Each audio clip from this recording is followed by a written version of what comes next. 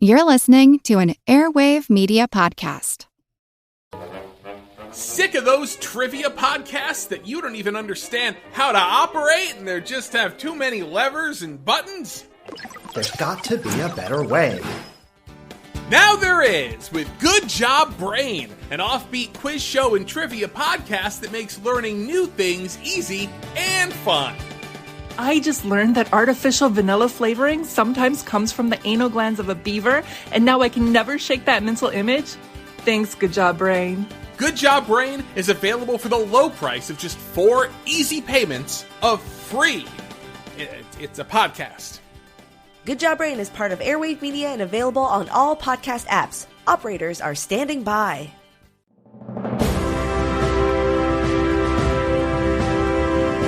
Hold your ears, folks. It's showtime. People pay good money to see this movie. When they go out to a theater, they want cold sodas, hot popcorn, and no monsters in the projection booth. Everyone pretend podcasting isn't boring. Turn it off. Turn it off.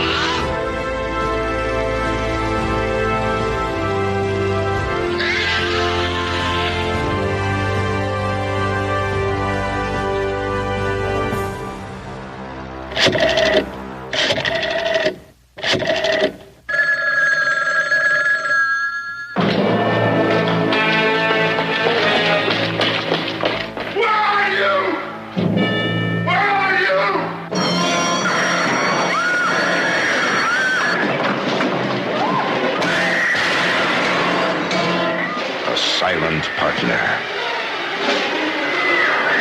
Who are you and what do you want from me? I am not a cop, if that's what you're afraid of.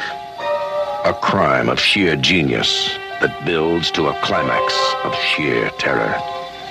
He doesn't suspect? Not at all. He will tell me soon. When the telephone rings, the terror begins.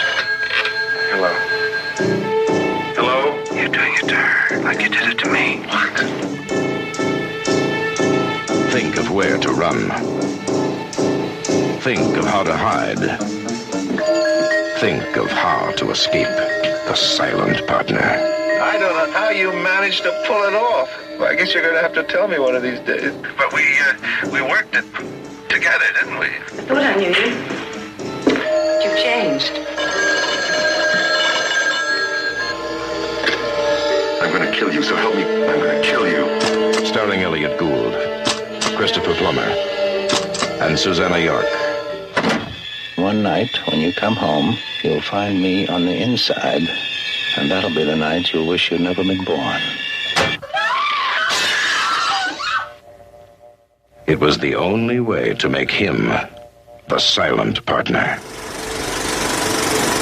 Welcome to the Projection Booth. I'm your host, Mike White. Joining me once again is Mr. Cullen Gallagher. Howdy. Also back in the booth is Mr. Jonathan Melville. Hi, Mike.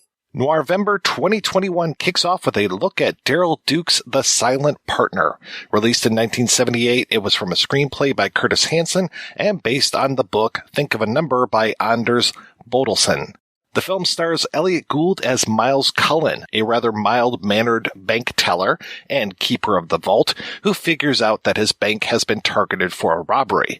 With this piece of information, he decides to rob the bank himself and let the robber, played by Christopher Plummer, take the fall. We will be spoiling the film, so if you haven't seen The Silent Partner, turn off the podcast, watch the film, come on back. I think that's all. Hit play. We will still be here. Cullen, when was the first time you saw The Silent Partner, and what did you think? I wish I could say that I was named after Miles Cullen, and so I grew up with this movie, but unfortunately, that's not the case. I first saw it in prep for NoirCon 2016. I was on a panel about 70s crime movies and decided to just watch as many 70s crime movies as it could possibly cram into the hours that I was awake. And this one really stood out to me, first because it reminded me of one of my favorite Frederick Brown novels, Murder Can Be Fun. I don't know if either of you have read that one or Brown fans. It was done in the 40s, and it also begins with a Santa Claus robbery. The rest of the plot is very different, but just that little bit, it's a great little, device. And I love the movie. It's, disquieting and just, different and quirky. And it's not like other crime movies from the 70s. So I immediately, loved it, and I've watched it many times since. And Jonathan, how about yourself? Yeah, the first time I actually checked Twitter today just to see when I last spoke about this film. And the first time I saw it was in July 2014. I've got a record of me commenting on it. And I remember I found it in a charity shop here in Scotland in Edinburgh. And the cover, I'm sure we'll talk about the cover later, it's a bit sort of Reservoir Dogs-y, but we'll get into that later. And I think I was kind of conned by that. But I loved it. And it's a very different film to the cover suggests. But I am a big fan of Elliott Gould, big fan of heist, kind of robbery crime films, I suppose, noir films. And also I love Canadian film and telly. Big fan of Due South, which I think I'll mention again in a little while when it comes to mentioning Santas and Due South. So no, I loved it at the time, and I've watched it a couple of times since. Brilliant. Love it. When was the first time you saw the movie? I honestly don't remember. You guys know, or probably know, I'm a huge Elliott Gould fan, so this might have been when I was just gorging on Gould movies back in 2011, 2012, or it might have been before that. Jonathan, you mentioned the cover, and we can go ahead and talk about that a little bit now, because the cover that I had, so there is that, as you put it, Reservoir Dog type cover, which, man, talk about deceptive. And then the cover I had was, I think, the VHS, which was Elliott Gould in a phone booth, petrified of the phone. And it is just the schlockiest cover in the world. I don't know which one is worse, but thank goodness now Kino's got a much better cover that is more in keeping with the original poster art. But even the poster art back in the 70s, some of it was okay, some of it wasn't. All of it plays up this whole idea of Santa Claus, because Christopher Plummer, the first few times that we see him, he is dressed as Santa Claus, and Santa robs the bank. So that's kind of like the good hook to it. But man, oh man, is that cover art just really off-putting of those earlier versions. I mean, I suppose, although it is terrible, it did work. So it did, it got me watching it, but not for the right reasons, really, I suppose. That Reservoir Dogs DVD one just sort of seemed like kind of like almost generic, like you could have applied that to anything. It's like clip art elements, and then I think there's just like a few photos of them at the bottom where it's like you could have put photos from a different movie and it would have worked, if I remember that one correctly. It's pretty bad. And yeah, I love Canadian films too. Some people would call them Canadian tax shelter films, and this one definitely fits into that. And I love the Eaton Center. So much of this movie is shot at the Eaton Center. Eaton Center was one of the first places I ever went to when I went to Toronto the first time, which was probably 95, somewhere around there. And wow, it's so nice because the Eaton Center had just opened when they were filming this. And so you have this whole idea of the mall overall as like a world. And then the First Bank of Toronto on that, I think it's the first floor. And this whole idea of these bank employees, it's just such this weird, insular, incestuous world of these bank employees, because that really is so much the heart of the film, is all of these bank employees and the relationships that they have with each other. You've got the boss who is sleeping with Susanna York, the Julie character. You've got John Candy who's sleeping with this character named Louise. But then there's also this other guy, Berg, who's sleeping with her at the same time. And of course, the boss is married. So you get a little bit outside of work when it comes to the boss's wife. And then you've got Miles, who really wants to sleep with Julie. So it's like, who wants to sleep with who and when and who's available? And really so much of this film is him kind of wooing Julie, but at the same time just fucking it up over and over again. Sometimes he uses that as a plot device, and sometimes he actually seems very sincere that he would like to end up with her as the girl. They really need some HR counseling at that bank. But it is a great setting, though, isn't it? It's just, as you say, that little sort of sealed off world from the world outside. And I just love the look of that bank as well. Just remembering, I actually went to the Eaton Centre as well. It must have been about 95, 96. Oh, we were there at the same time, probably. Yeah, but it's a shame I didn't know this film at the time, because I'd love to now to a pilgrimage to where that set was, where the office was, the bank, sorry. It was probably a shoe shop now or something. But no, yeah, just that little insular kind of world with, and just that, of course, ultra 70s interior is fantastic. And I love this Miles Cullen character. He is so well defined just with a few things. Like his whole thing about fish, he really is into fish. And it feels like to me that he likes to control the world when it comes to the fish tank that he has. And he's just all about like adding this angel fish, and he's had it on order forever. And he just seems so content to be in his apartment alone with all these fish and just kind of observing them, almost to me in the way that he observes all of his coworkers. Like they're all in the fish tank together and he's just kind of watching what they do. And really so much of this seems to be like not necessarily his direct point of view, but really through his eyes, how we're seeing these coworkers of his moving around. And then the other thing that I love in his apartment is the chessboard that he has, and that it's just kind of hanging out, very Philip Marlowe, who he played 5 years before this, and this whole idea of him not really having anybody to play with, but this movie then allows him to play with somebody.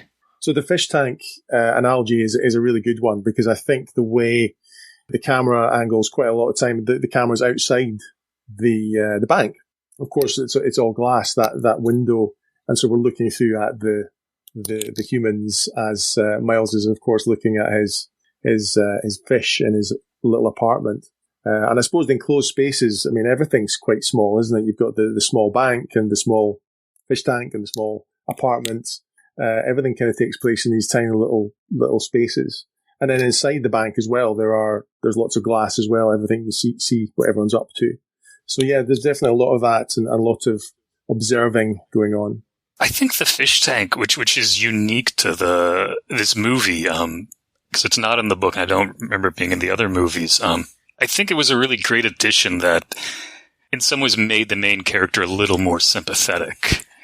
I think this movie did a really good job of sort of fleshing out the main character. Yeah, it was interesting. There's a review of the film talking about how amoral it is, and I guess it's just because really once Miles sees a opportunity to commit this crime and really get ahead in life, that he takes it. And I wouldn't necessarily call it amoral, but I think that he just does what we would all like to do. He's kind of living the fantasy of like, okay, what happens if all this money couldn't suddenly drop in your lap? Like he basically is taking something that would have been taken anyway, but he's taking it himself. He's getting ahead. He's really like the ultimate capitalist in this. Just like, okay, well, this guy's going to rob me, so I'll rob him first, basically. Totally. And because it's Elliott Gould as well, I think you're on his side, really, aren't you? Because it's Elliott Gould. If it was anyone else, you might be thinking, oh, they're a bit dodgy, they're a little bit suspect, I don't really care. But with him, I'm behind him all the way. You're kind of rooting for him, whereas I feel like in the earlier ones, he was a little more cold and calculating. And I really love the warmth that Gould brings to every role that he does. Just that goofy smile. He's just so charming, and you see him with the fish, and he's trying to talk to Susanna York, and that guy just he does not know how to talk to women. No, not at all. But he seems to get better as the movie goes on, because once there's a second female character that's introduced, or main female character, he does a pretty good job with that. He has that great line where, oh, you don't want to be alone? Well, if we go to the same place, we're guaranteed to find somebody. It's just like, you nailed that one. And I kind of like in this version, he doesn't investigate the Christopher Plummer character, Rankle, I think his name is in this one. He doesn't necessarily get all of the information about Rankle before the robbery actually takes place, that he has to become more of an investigator as the movie goes on. Because in other versions, I know we'll talk more about them later, but in other versions, that Miles Cullen type character is, once he figures out who it is that's going to rob the bank, I mean, he's actually following them home then, rather than following them home later on. Like, he knows everything about them right up front. And so it does feel, to your point, a little bit more cold and calculating as far as like, oh, I'm going to set this guy up for a fall.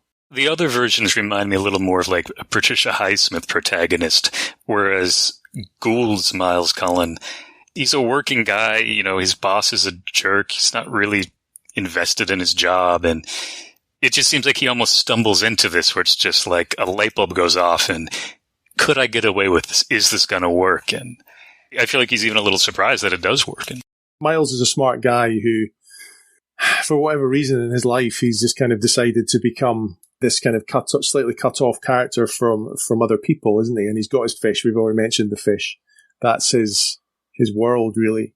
So it's interesting that he is really smart. He's a really smart guy, but just nothing has come along. He's kind of happy, I suppose, to let life just pass him by. And then, yeah, he gets better with women. Once he's got this money, it kind of gives him some sort of status, I suppose, in his own head. And I suppose literally in a way because he has got the money, even though it's tucked away in a safe. But no, it's fascinating to see the character develop and change as it goes on. The two things that are outside of the bank for me that also kind of belie who he is as a character. One is that yellow sports car, because it doesn't feel like that character should be driving that car. That is his one thing where it's just like, hey, this is who I am on the inside. I'm the guy who drives the yellow sports car. But even the sports car, he can't take it above 40 because the top's going to fly off. So he's got to be a little careful.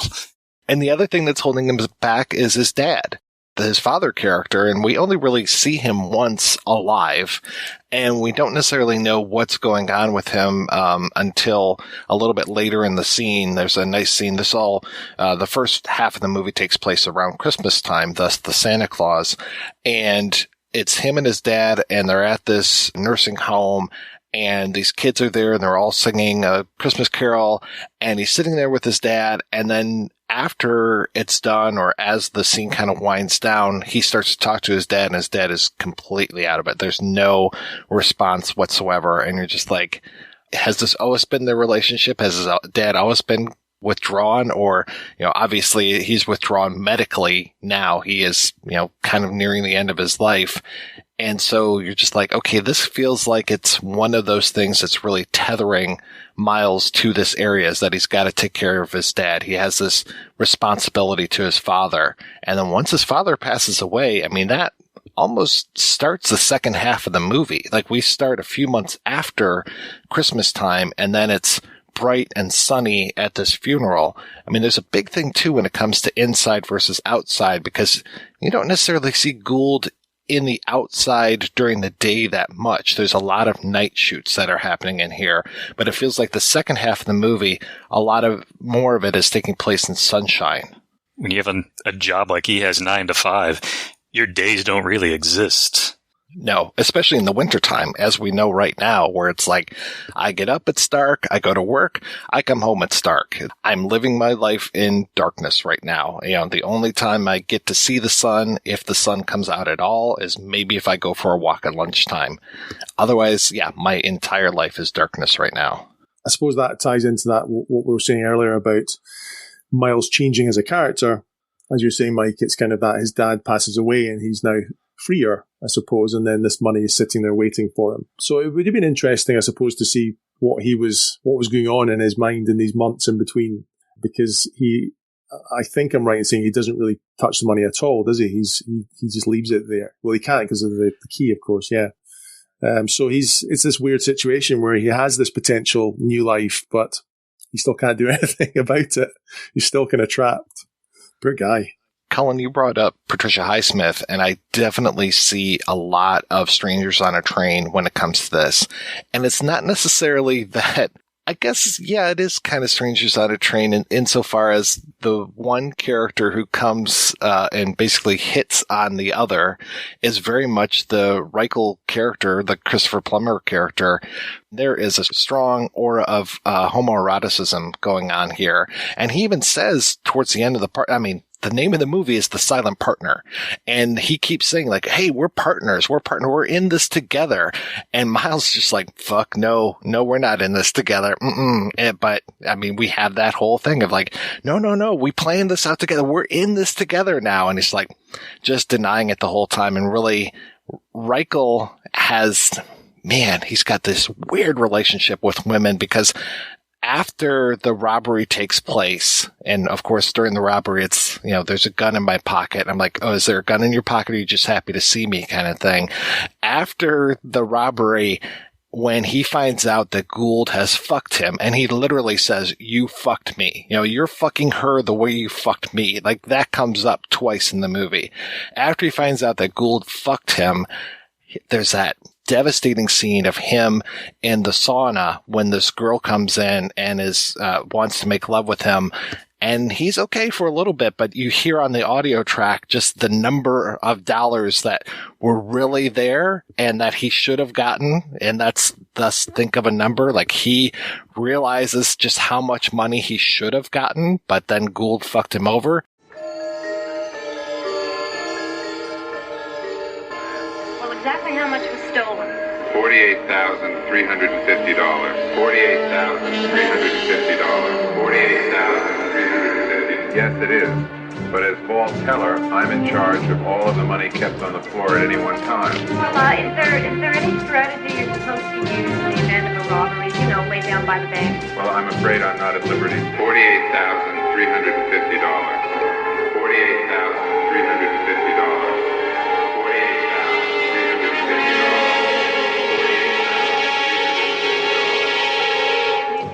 And he just goes apeshit on this girl and almost crushes her skull. I mean, it is crazy, that violence. It's so brutal. It's a brutal scene. And I can see that really turning a lot of people off from this movie. I know my wife was not happy to watch this one again. This character, Reichel, we haven't really delved into him too much yet. And I think there's more going on with him than there is with Miles at the start anyway. He's got he comes across as potentially quite charming. But then, of course, we see this twist. And I kind of expected him to just be this kind of charming criminal who drifts in and out, looks handsome and, does his thing. But this happens in the sauna, and it really is shocking. And it puts a whole new light on his character. And of course, you see how violent he is. And the other guys say to him something like, you're going to go to jail now, or we're going to call the cops. And just the way he looks at them, the camera comes up to him. And Christopher Plummer, we need to talk more about him, don't we? Because he's superb in this film. And that scene it's just nasty, but it obviously does the job of just showing what he's really made of. You're totally right that Plummer does an amazing job in this movie. And that scene, captures just how sadistic he is and sort of raises a level of violence that the film hadn't had before that. Like, there'd been the robbery, but nothing had been too violent or too dangerous. And at that moment, the stakes have really been raised. And I think it's an interesting change from the source material, because originally that character is not, like, in the book, he's not sadistic. He's not that violent at all. And I feel like this movie's really playing up, this sort of like sadistic sexual violence to, kind of scare the audience. And Christopher Plummer is incredibly handsome in this film. He just looks so good. But then he's got these mannerisms that really kind of belie. I thought about the homoeroticism and just some of the things that he does with his hand, where he's holding his hand up to his face. I think he's wearing a lot of guy liner. He's got jewelry around his wrists and around his neck. And I mean, he's not really playing like very fey. It's more like an aggressive homosexuality that's coming across. And, the way that he is so violent against these women, both of the times that there is major violence in the film, it is against female characters. And then, it just feels like he's kind of obsessed with Miles and really trying to play this game with him.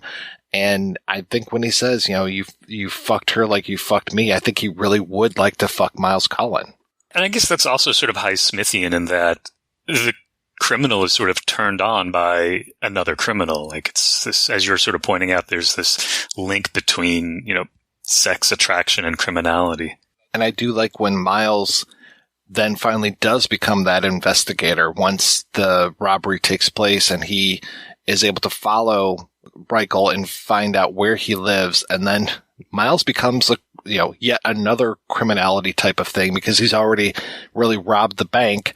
And then he goes and he steals a van and parks the van in front of where Reichel lives, and then does the whole thing I love when he gets on the phone, because the phone is majorly important in this as well. I mean, I guess there was some truth to the horrible VHS cover of him in the phone booth. He never is afraid of the phone. He definitely uses it for his own ends a lot of times. But him calling in to the cops with this whole thing of Reichel having stolen this van, and how he puts on that comic voice, because there's so much role playing in this movie as well. I mean, we talked about how Christopher Plummer wears the Santa suit. Towards the end of the film, he's going to go in drag. But then there's also just when you put on certain affectations, when you get into a role, and that's really Miles getting into a role. And cut the crap, he's got a gun. He stole a van tonight, a delivery van. It's parked at 611 Winston in Cabbagetown. He's inside, but you better get your ass moving. What's his name? Don't worry, you'll recognize him when you see him. He's an old pal, but be careful. He's got the rod on him. Bye. Rod. Jesus. He even criticizes his own performance, because he starts talking like a 1930s gangster and talking about how, he's got the rod with him. And then when he gets out of the phone booth, he's just like, Rod, Jesus. That's probably one of my favorite moments in the film, is when he's critiquing his own performance. And speaking of role-playing, I sort of feel like y'all were touching on this earlier, the relationship between Elliott Gould and Susanna York. Sometimes he's taking her out because the boss wants him to. Is he on a date with her, or is he not? Even Gould from the beginning, when they're takes her and he buys the fish, and then they're at this bar and this music's playing and she's sort of eating the pretzels. It's like she's a little disappointed that he's not like flirting with her. And then she makes that great line, like talking about the fish. That's who you're going home with. But like that wasn't supposed to be a date. But I don't know. I dig what you're saying, Mike, and I think this sense of like playing different roles and identities, is a big part of their relationship. Well, that kind of reminds me of when the mistletoe is hanging up in the office, and she's like, everybody else has had a turn. It's like, okay, great. It's like everybody else has had a ride on the town bicycle, but you haven't yet, Miles, so come on over. And rather than planting one on her, he just gives her a little peck on the cheek. And yeah, she seems very genuinely disappointed that there wasn't more passion behind that kiss. He's not good at picking up signals. Yeah, it does feel like they've all certainly kissed her. And of course it is just, there's that ongoing gag, I suppose, of talking there about the bank manager setting Miles up with Julie to take her out. Then Reichel, of course, does the same with Elaine, later on. So he's again being set up. So he's never actually finding these women himself. It's always somebody else setting him up. Does feel smarter when it comes to Elaine, because it isn't very far into their conversation until she says, oh, your father told me about you, or your father would talk about you. And he's just like, my father would talk about me.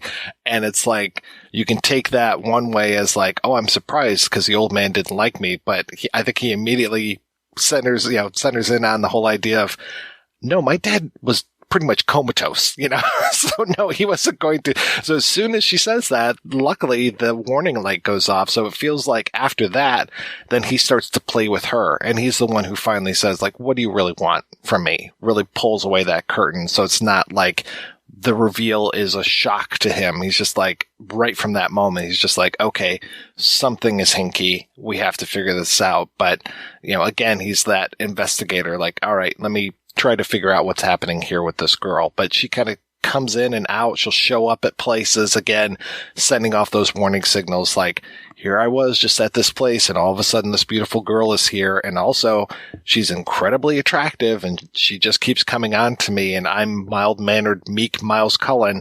Why the hell is this happening? So I'm glad that he's not stupid about that. I think this movie does a really great job of having this scenario where it is sort of an every person character who gets sucked into this world, and they're a little ill-equipped for it, but they're trying to. But I feel like in some movies, there would be these moments where it's like, okay, this is too over the top. Like, no, this character really couldn't, maintain himself in this situation. But they keep the stakes relatively low and easy, but also tense, and there's like, this money on the line. And I just think this movie has like a perfect balance for the everyday person drawn into this world of crime, and they have to balance who they're supposed to be and, this other secret life. I don't think it's any coincidence that when the robbery actually takes place that he's putting the money in a Superman lunchbox, because I really feel like Miles Cullen thinks he's Clark Kent who can turn himself into Superman. And I don't think I'm reading too much into this because Curtis Hanson's pretty damn smart.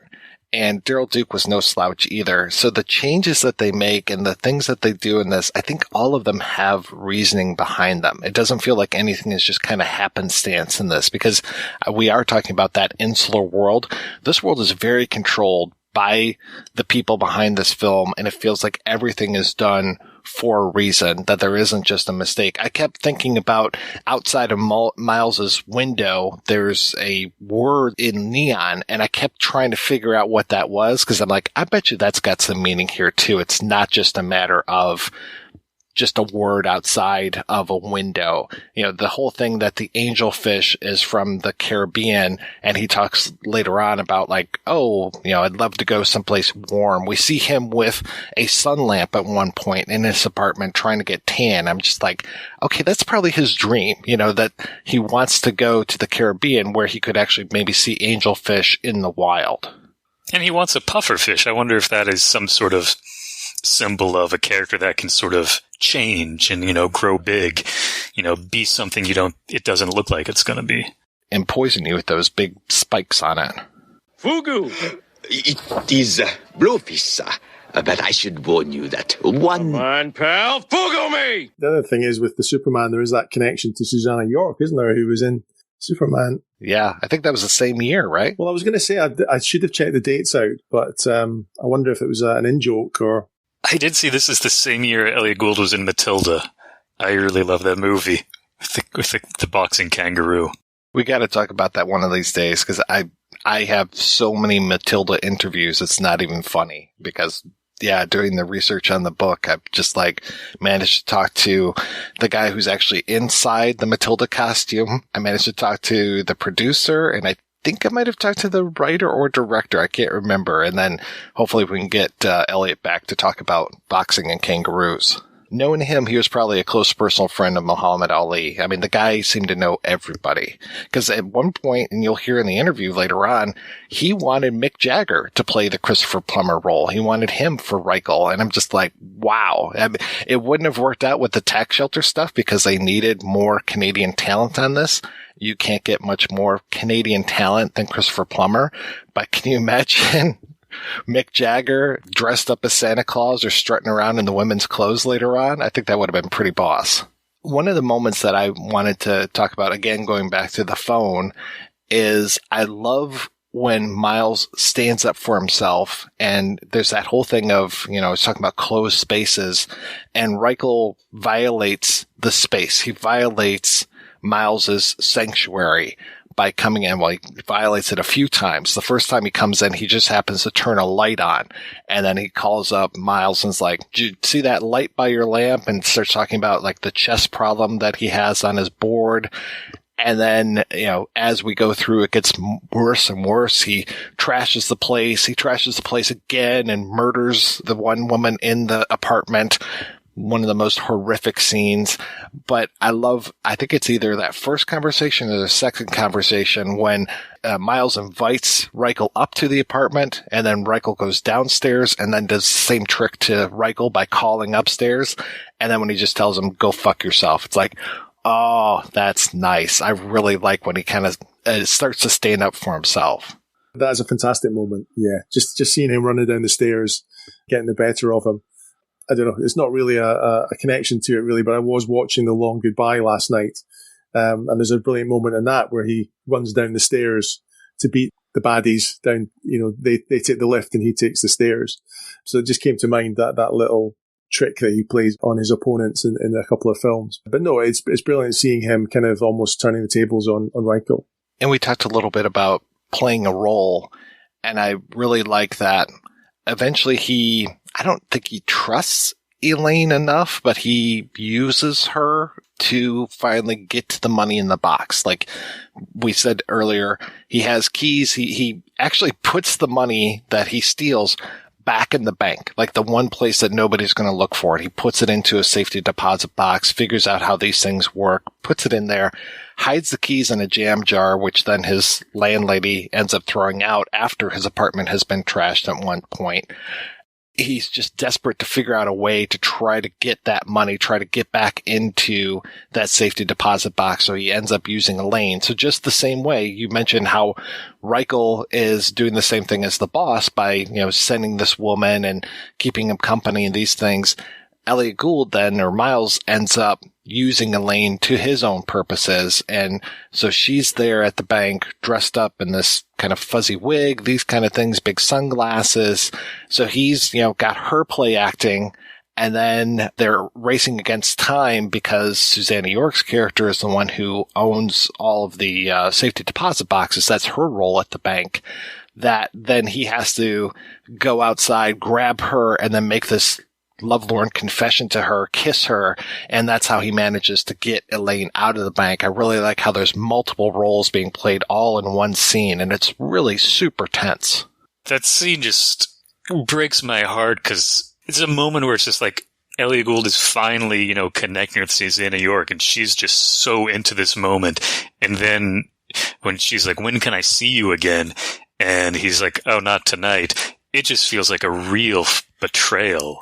That is just some real treachery and just, manipulation. It's kind of the nastiest we see Elliott Gould, and he even seems a little uncomfortable with what he's doing and the way he's acting. Just like in his eyes. Yeah, it would be nice. It would have been nice, I think, to have a little bit more of Julie in the film. She's obviously in it quite a lot, but I think just it is his film as well. But I think she deserved a little bit more interrogation of her, what she's thinking about him and just her life as well. But yeah, that's just that whole sequence is fantastic though. Just, as you say, kind of all different, playing different characters and trying to, it is a little bit, there's just a few times when Miles is in there with Elaine and they have he sort of doesn't shout at her, but he says things, I think someone could be around that corner. That's how tense it is where you're thinking, if someone comes in, why did you say that? And then nobody does, thankfully. But I think when they get you doing that, when you're sort of thinking, don't say that, then you're doing well. The director's doing well. Yeah, when Elaine is about to take the money and he's basically wrestling with her in that area with all the safety deposit boxes, it's like, man, that is super suspect. You better not do that. Because he's even got the guy who's drilling the locks off, right behind him. And I'm like, oh my God, if this guy sees it, you are toast, man. Yeah, and of course you don't know what Elaine's going to do. How loyal is she to Miles? Is she going to just take that money? Because and even watching it this time, and this is maybe the third time I've seen it, I couldn't quite remember. It's like, is she going to take it? Because she could. All she has to say is to the bank manager, this is happening. And again, a sort of slight tangent, but that thing of not quite remembering what happened, I was sure that the guard was shot at some point, and it didn't. That doesn't happen, but it could happen. It's that sort of film where he quite easily could get shot and be dead. But no, it repays rewatching this film because you do, or certainly I, even after a few years, can't quite remember what happens, which makes it all the better, of course, for those twists. Something that really strikes me on rewatching this movie is just how wonderfully visual everything is. Like the setup from when Elliott Gould picks up the carbon copy, the way he's tracing it to write sort of flirtatious notes to Susanna York. And then he, sees the ransom note, the way he sees the lettering on the Santa sign. Just so much is communicated without dialogue. It's really impressive. Especially seeing where this came from in the book. Like, they did a really marvelous job of, translating everything in visual terms. We'll talk about the original version of this later, but I watched that a few days before, and it's got the subtitles, but the subtitles are not amazing. No, they're not. No, but I think what you're saying there about it working visually is absolutely right, because so much happened in that other film that I could tell what was happening, even though I couldn't quite understand what they were saying. And this one, I had the volume on, so I could hear it, but you're right. I think if I had, muted it, I'm sure we would have known exactly what was happening. You're right. It's very visual. Everything is, and every scene is needed as well, which of course is vital to any film, but there's not any extra extraneous scenes that I can see. No, you're totally right. There really isn't. And even things where you're like, well, why is this happening? Why are they at the Silver Dollar in this earlier scene with Christopher Plummer drinking? And then it comes back again later on when we see where Elaine is working. So even if Miles hasn't caught on at that point, we, the audience, are like, she's working at the same place that we saw Christopher Plummer drinking at earlier. There definitely is a connection between these two characters. This whole thing, there's one character who is seen, but I don't think he has any lines. Freddie is his name, and they mentioned Freddie a few times. I think he's like maybe the owner of the Silver Dollar, and there's some stuff like, oh, he got into trouble and yada, yada, yada. Again, I think that works better in the book because you get a little bit more of him that way, but I think just mentioning the character and knowing that there's this guy who's kind of helping Plummer through some of the stuff that he's going through, even to the point of when he shows back up in the narrative, like, because Christopher Plummer is out of this movie for a little chunk of time. We get one scene of him in jail with Elaine. So again, if we haven't figured it out, here it is right in front of your face. But I think by that point we know, because she's already helped out Miles with the safety deposit boxes. And at that point, now we see how she's working with Wrinkle and that she's lying to him and saying, oh no, he'll tell me eventually where the money is. I'm almost there. I've almost got it.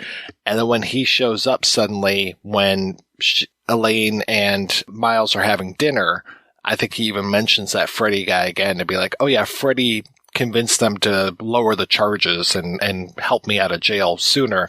I thought this would be a nice surprise. Wink, wink. Like, I wanted to check up on you. I wanted to come back to my obligatory Due South reference, which I think I need to get into every podcast I'm on, really. But so I love that show. But there is a connection to Due South. There's a couple, if I may mention them. Of course, the Due South was set in Chicago, but it was all filmed in Toronto.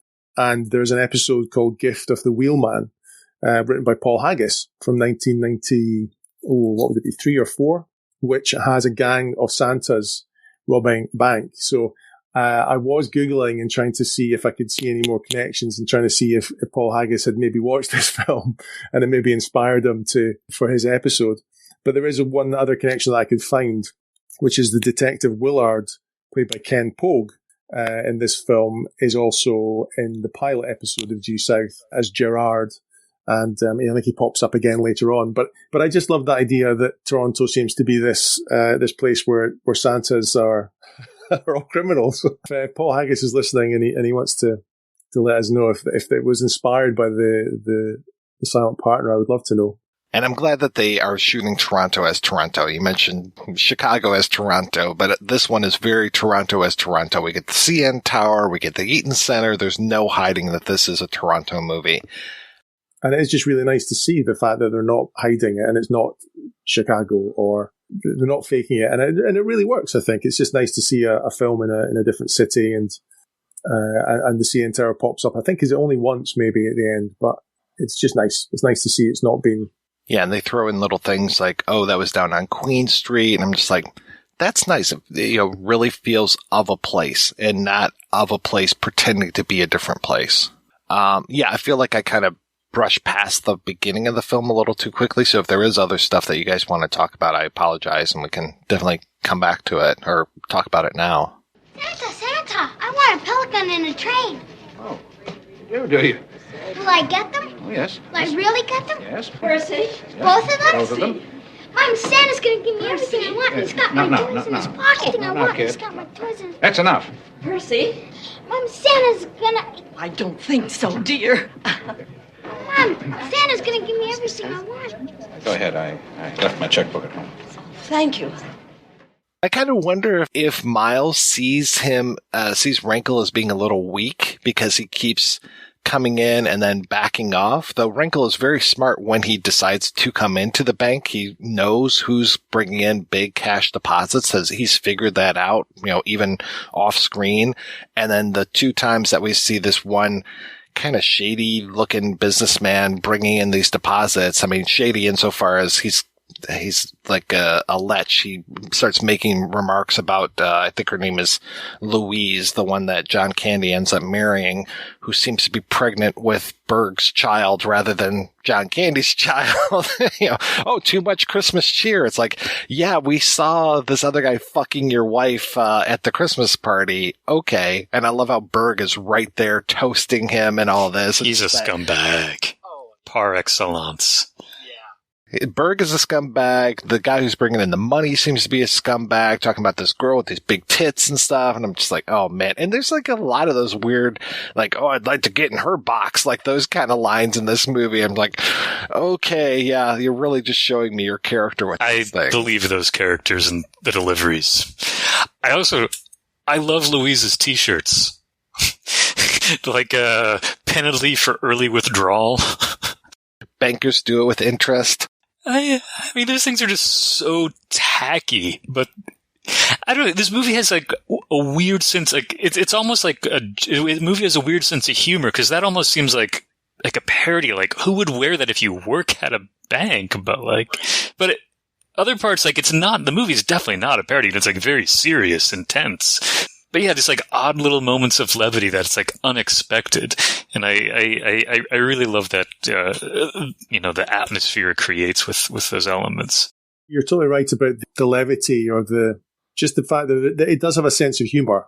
And I think talking about Reichel at the beginning, and does Miles think he's weak? I think that's kind of played for laughs in a way as well, isn't it? And I wonder if the audience is meant to sort of think he's weak as well, because he's not going to do anything too major, is he? And then, of course, we see him in the sauna. But no, I love that as well. Those t-shirts are brilliant. They could definitely bring out a range of t-shirts. One of these film companies, these t-shirt companies that brings out movie t-shirts. To jump ahead briefly, but because you're talking about this Reichel, like, strong, weak thing. A moment that I had to rewind earlier this morning is toward the end of the movie, when Christopher Plummer and Elliott Gould have this meeting to sort of talk about, the final handoff of the money. And Elliott Gould is just like, if I see you again, I'm going to kill you. And Christopher Plummer's like a little quiet. And I had to rewind to watch just to be like, is Christopher Plummer scared of Elliott Gould in that moment? Does he believe Elliott Gould is actually going to do this? And I guess this comes back to this idea of role playing that we've been talking about. Like, has Elliott Gould actually become somebody that would scare Reichel? And I just love the fact that the scene leaves it a little bit. It doesn't say. There's something unspoken. That little amount of mystery. And I think it's smart for the movie to do that, and for the actors to make that choice. It feels like Miles genuinely cared about Elaine, and that when Reichel kills her, and kills her so violently, and leaves her head in Miles's fish tank. I mean, we talked about violation of his space. That violates everything. We've seen Reichel kill his prize angelfish, and now he has murdered all of these fish and left this woman's head in his tank. And then again, we have to have that moment of Miles coming in and cleaning up after that murder and disposing of her body. And he's so cold and calculating about it, but you also have that moment of like, is he going to get caught trying to dump this body? And then again, he's so super smart by dumping the body. They've been talking about how they're going to build the bank as a separate structure, and they're going to have all these, this huge amount of concrete around the vault and all this stuff, and that he dumps her body there.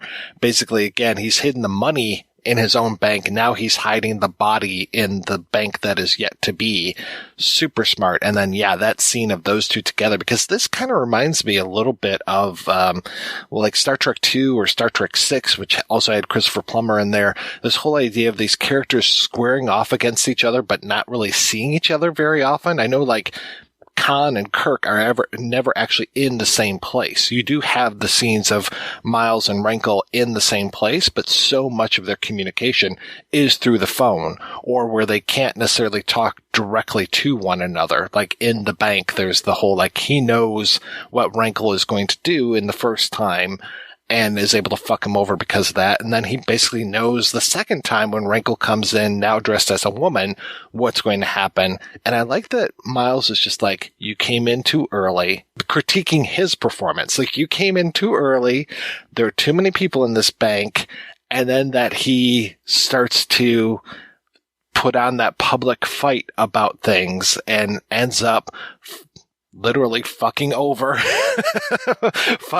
Wrinkle there.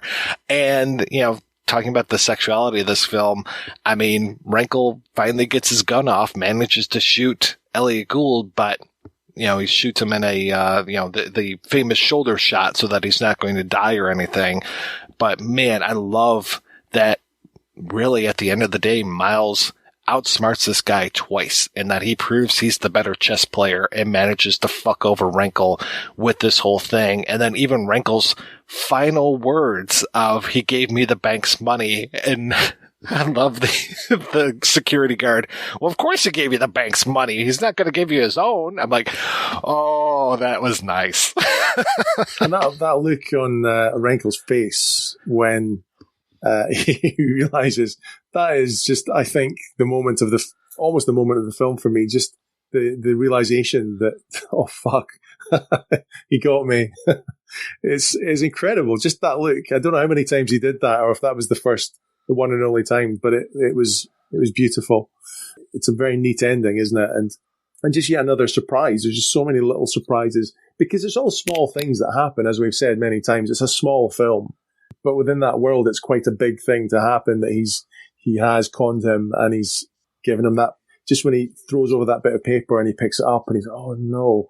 I did your handwriting. Pretty good imitation, right? Yeah. I did it all from memory. I love how he's just like, sticks him right there. And I love how Wrinkle's trying to run up the down escalator. So it's just like this impossible task of him going up there, and he finally falls and fails. And then when they're taking Miles out of the bank on the stretcher, they're going up the right elevator. And we didn't talk about how Susanna York actually figures things out. Like, she manages to put all of these pieces together finally. And she's the one that brings the suitcase, the briefcase with all the money out. And then basically is like, if you're in for a penny, you're in for a pound kind of thing. Like, you are now stuck with me. She's the new partner, but I think Miles is pretty happy to have her as a partner as opposed to Wrinkle, of course. Going up the escalator, yeah, that is just a really, it's just a tragic moment. And although, again, he's the bad guy and we want him to be defeated, it's still, there's just something really tragic about him running up the wrong steps whilst being shot, and everyone watching him as well. I really loved that moment. I kind of felt for him as well, bizarrely, even though we shouldn't. Well, both of you guys mentioned this whole idea of like watching this movie for multiple times and how you forget how things are going to happen. Like, does the security guard get shot? Those kind of things. Even though I've seen this movie probably 5-6 times now, I forget when Miles ends up giving Elaine one of the keys for the safety deposit box. I'm just like, man, that is a major mistake. Like, she isn't that trustworthy. She lied to you in order to get into your life. You know that she's working with Wrinkle in a sense, or in a way that he's the one that sent you to him. And then it's just like, okay, is that how the movie's going to end? They're going to go back to the safety deposit box. He's going to open it up and there's going to be a note from Wrinkle inside of there, or from Elaine. Like, she's the one that gets away. Like, cut to, the Caribbean, and it's her on a lounge chair ordering another drink kind of thing. And it's just her alone without Gould next to her, or is Gould next to her? Like, how is this thing going to end? So when she ends up getting killed, you're just like, oh, fuck, where's that key? And I do like that she puts the key on the chessboard, that she ends up being a good person and manages to not give over the information to Wrinkle, and that she leaves that key as a clue, but leaves the key on the chessboard, the one place that she knows for sure that Gould is going to look, and apparently Wrinkle didn't. Wrinkle is not the best chess player against Gould. I mean, he ultimately is the one that wins the match. I guess it was tennis in Strangers on a Train. It's more chess in this one. Yeah, it's a really interesting moment when he gives her the key. It seems very genuine at that moment that he actually does trust her. There would be no advantage to giving it to her. Like, there's it's not a chess move. It's just like, no, I finally trust you. And I love how much she just needles Christopher Plummer. Like, after she realizes, this guy's a total piece of shit, scumbag, and she's just telling him everything about her relationship with Gould, and just like, she's twisting the knife with every word.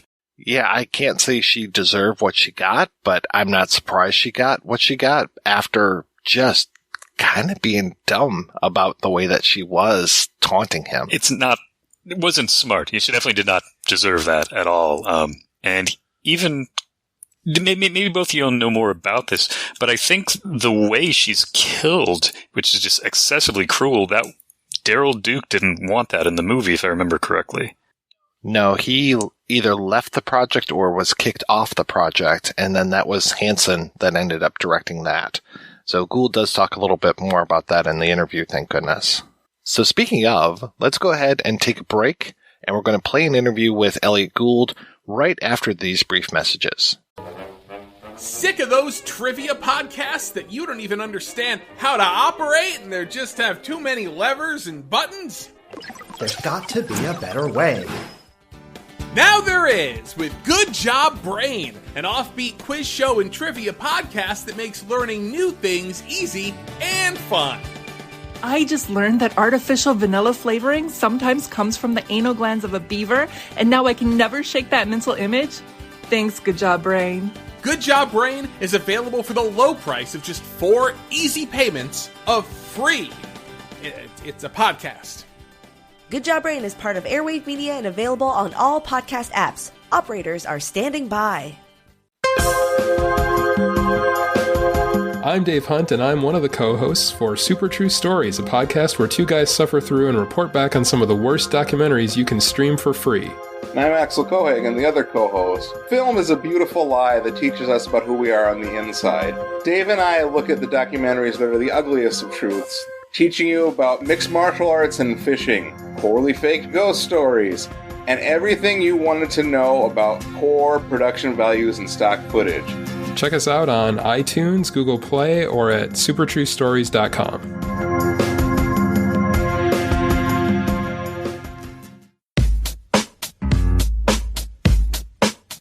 It's not easy having a good time, and it's not cheap either.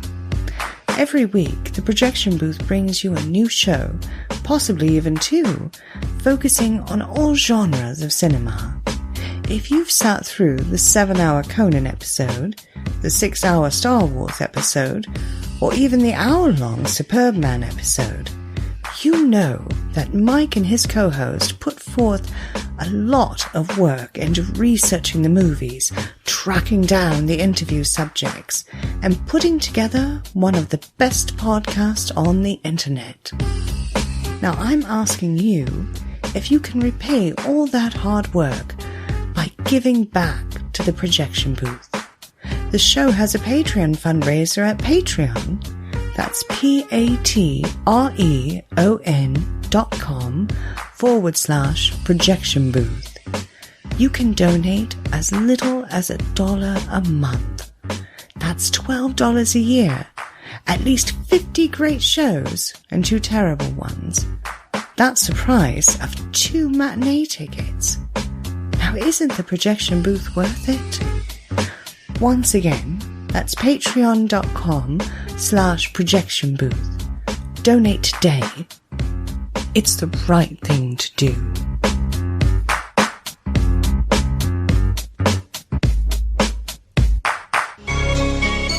Dark Destinations is a travelogue podcast unlike any other. Cities and towns distinguished by their oddity and the fact that they don't exist. Join us at Dark Destinations, where we explore the most infamous locations to be found in fiction. From Arkham to Zaira and every point in between, we risk life, limb, and our sanity for your listening pleasure.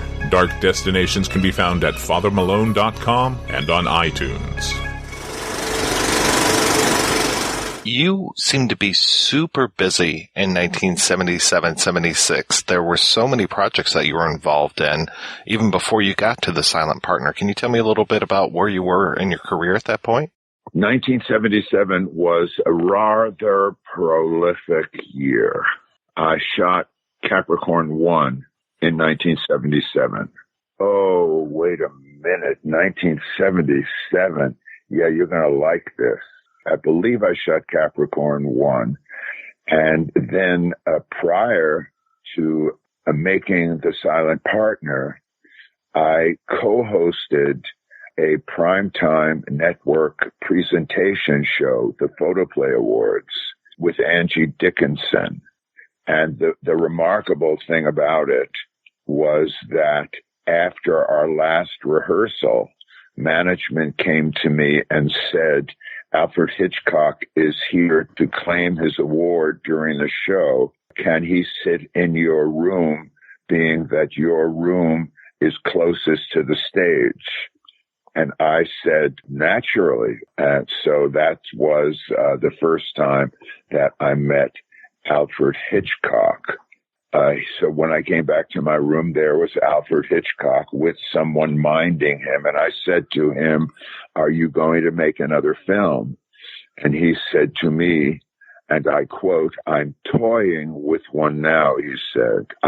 He said, I'm toying with one now, but I don't know if the audience still wants my fantasy. To which I responded, without a doubt.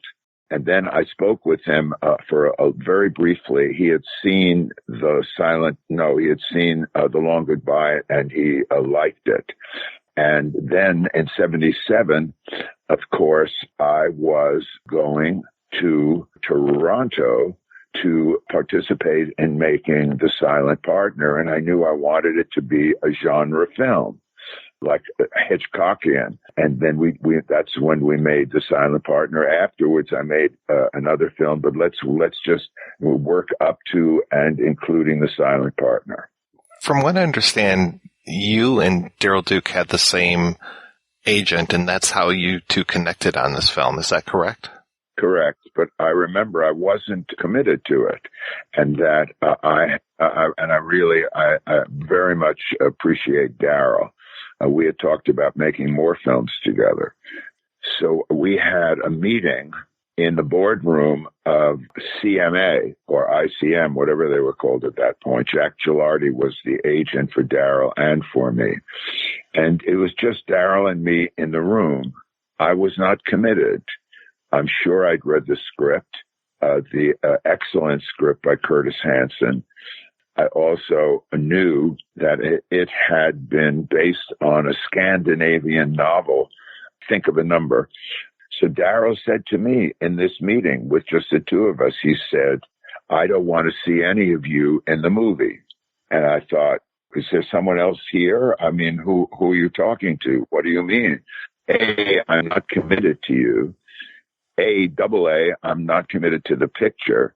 And for you to say you don't want to see any of me in the picture, in this, you obviously have a preconceived notion of me and my work. At any rate, it all worked out, and I was able to participate and make the movie. What did he mean by, I don't want to see any of you in here? Did you come with baggage or preconceived notions as far as what an Elliott Gould is? No, then I want to slap you in the face for wanting to work with me and not knowing me, or not sitting down, or what. I don't want to see any of you in the picture was a little glib. Of course I come with baggage.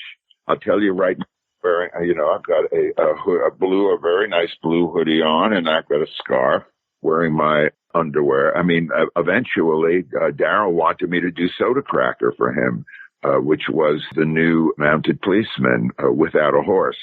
But to get back to with Daryl, yeah, very smart of you.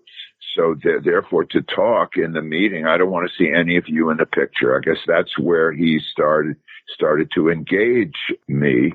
When Ingmar Bergman chose me to make his first English-speaking picture and play his part, and I read the script, and I thought I don't have experience in these things. I don't have baggage. I have personal baggage. That's my life. I have a heart. I have my lungs. I've got my kidneys. I'm still all together. And I don't deny my experiences, and I don't deny my lack of judgment and perspective. Perhaps I'll write it down on a page and see if it's interesting enough to share it with the world other than the work. So Daryl Duke saying that to me, there was no problem. I did adore Daryl, and the whole history of it was very interesting because it did work out, and because on this level, I have no baggage. Dick Cavett recently said to me, and not on his show, I had already done his show, and I'd been cast off of his show. Do you know a film that I participated in called Busting? Oh, yes, the Hyams film. Yeah, right. His first directorial assignment that he wrote the script. So Hyams saw me on the Cavett show and cast me.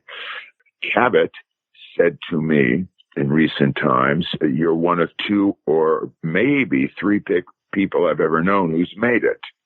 I said to Cavett, by made it, do you mean transcended identity in relation to the business of this industry? Yes, he said. And I thought, gee, where did that come from? You know, I'm not formally educated. I didn't go to college. I graduated high school. I had a healthy intelligence quota, I was told, when they measured those things. I believe in nature. I believe in spirit. And I said, thank you. My interpretation was transcending identity in relation to the business of this industry. Yes, he said. And I said, well, thank you, but we have to keep working at it because the industry has no conscience. And it will get us to grind ourselves into sawdust. We have to be aware. The industry doesn't care. There's no conscience. Actually, the mind doesn't care. Therefore, I looked deeper into the silent partner to know it and understand it more. I was never crazy about the end of the picture. I thought it was facile, but I mean, I was very happy with the opportunity and also to work in Toronto and have a great cinematographer. In late August of 1977, when I was in the office of one of the producers, Garth Drabinsky, on a late August evening where the sky was red, and it was dark, and I looked out the window with Billy Williams, not knowing, I wasn't looking for anything, but I was fascinated by the light and by the color. And Billy and I looked out, and I could feel that we were seeing the same thing, and I knew that we had a movie. Also, the great jazz pianist, Oscar Peterson, this was the first picture he ever scored.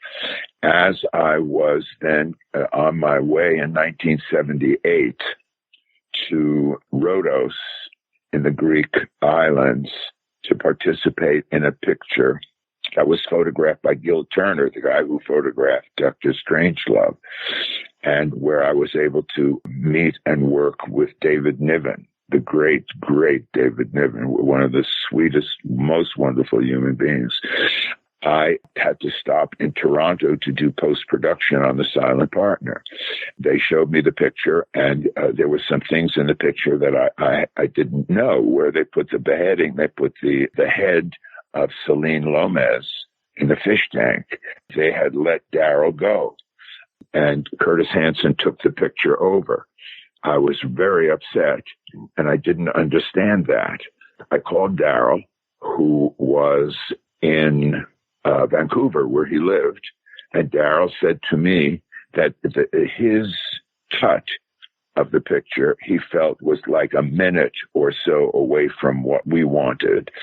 And so I felt, after them showing me their cut with the additional stuff that Curtis put into the picture when they gave him the directorship, I paid my own way from Toronto back to Vancouver to see Daryl and to see his cut. To me, it was relatively the same. But like I said about Dick Cavett and No Conscience, and where ambition can't interfere, Daryl was really pure. When I finally then made my way back to Europe and went to Paris for a moment to meet a great director named Alexander Petrovich, who had made, I even met Happy Gypsies, and also made Thomas Mann's group portrait with Woman. I met him in the lobby of the George Sank, and we bumped into Steven Spielberg. And that was the time when they were getting ready to release, or about to release, Close Encounters of the Third Kind. And so Petrovich, Spielberg, and I sat down together. How's that for a meal? Sounds like it was probably pretty memorable. Well, it is. This life. I mean, each of us should know how memorable our life in the present is. How did you find the character of Miles Cullen? How do you approach a character and then inhabit them? I never have. That's what part of what acting was to me, to find my character in the text, in the composition, with the people, with the technicians in relation to the subject. Miles Cullen was a frustrated, uptight chess player who then found his release and freedom by living the story of this picture. He was the keeper of the vault. That was his job, the keeper of the vault. Interesting. It's almost a picture that could have been done a couple of centuries before, as far as what the story is. I've never really thought of it. I do know that when the police came into the bank to interview all of us and me, and it was very tense and extremely interesting, because after all, I'm the only one who knew what was going on. And so this is where we had introduced John Candy, the wonderful, great, charming, lovely John Candy. And his name in the script was Simonson. And so when the people, the other tellers are behind me, and I'm talking to the policeman who's coming to question all of us, in the script I say Simonson.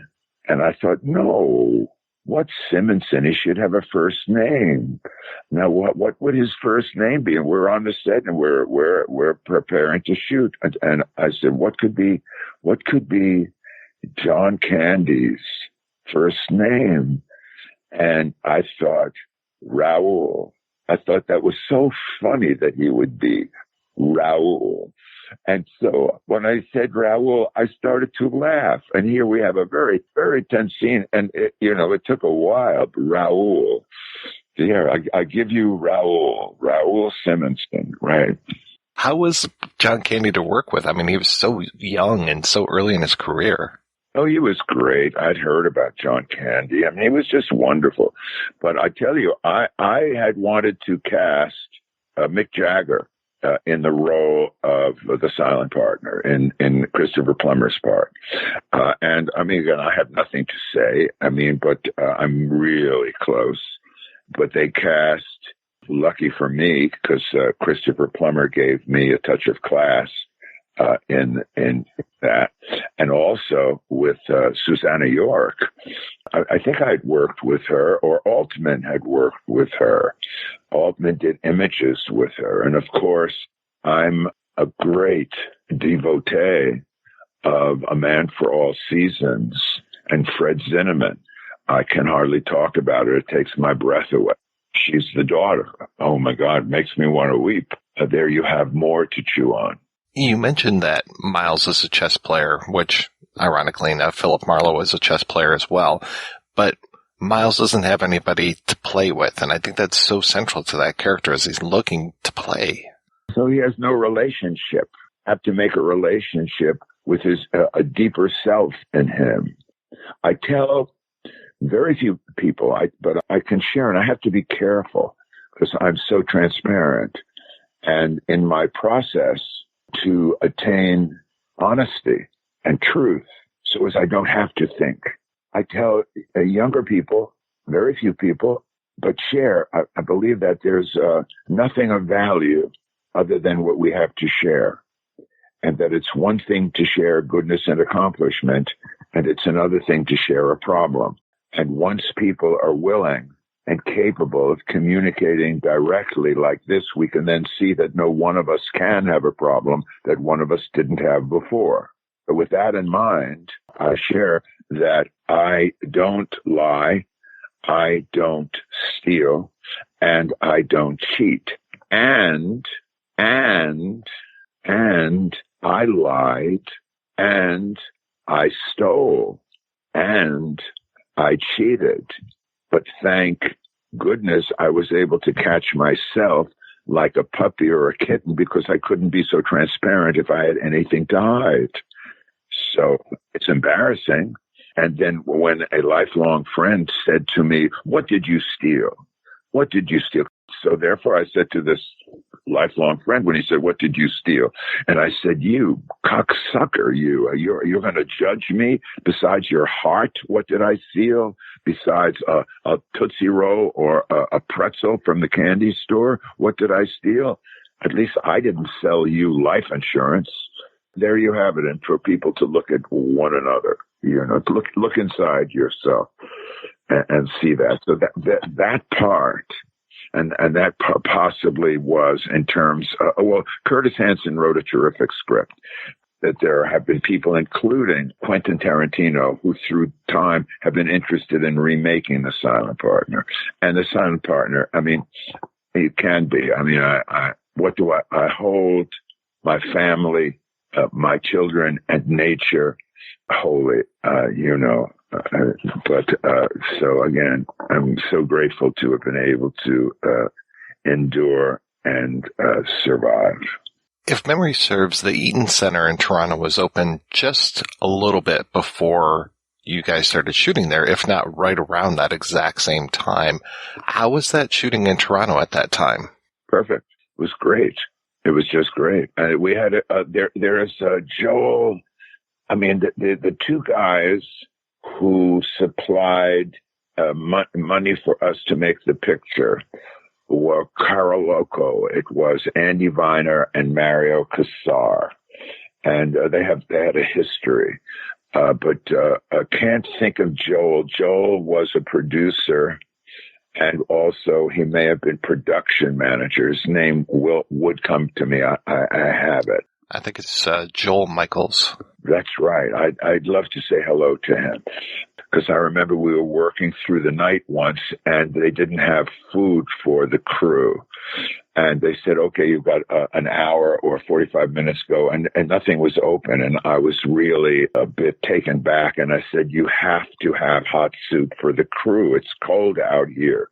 You've got to keep the crew warm, keep the crew comfortable." I mean, and then what comes to mind is this horrific shooting with Alec Baldwin, I mean, and that cinematographer, and anything can happen. I mean, anything can happen.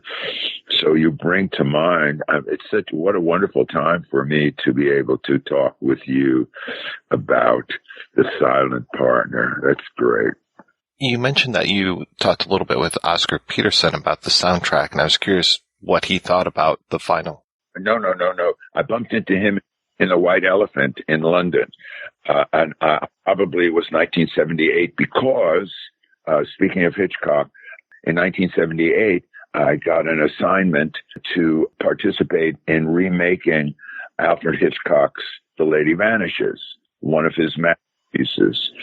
And we did it. Did you ever see it? Do you know it? Oh, yeah. Yeah, you and Sybil Shepherd, if memory serves. No. Well, of course, bless Sybil. She was great. I loved Sybil.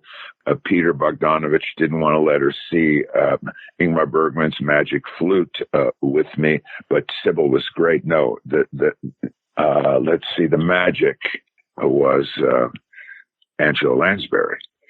And we speak. I mean, she's 97 now. I mean, just beyond belief, she's so good. She is just amazing. She's so terrific. And that was interesting. And that, too, I found a cinematographer who was hired was Douglas Slocum. Douglas Slocum, Dougie talked like that. I'm not scoffing him because my father stammered too, but I would call the Dougie very Slocum.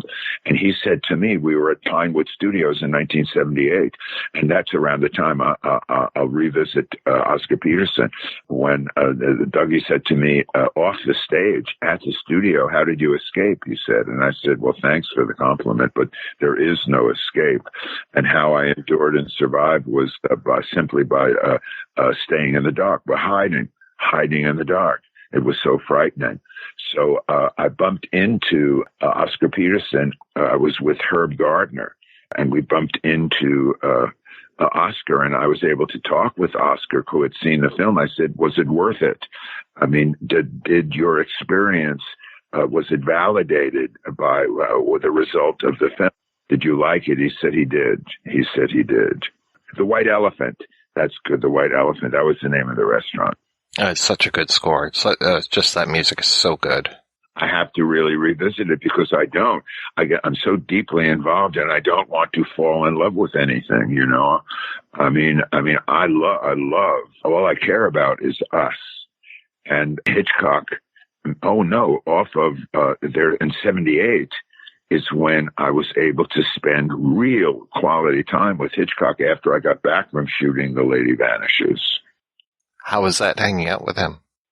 Magic. I told you I had met him in 77. Then I started to write him after I had met him, and I knew I was going to shoot to participate in The Silent Partner. And so I started to write to him. And then in 78, when we were on location in Bavaria for The Lady Vanishes, Roderick Mann had said to me that Central Intelligence, in what we thought was going to be Hitchcock's last picture, The Short Night, which was never made but is published, Central Intelligence was going to be British again, as usual.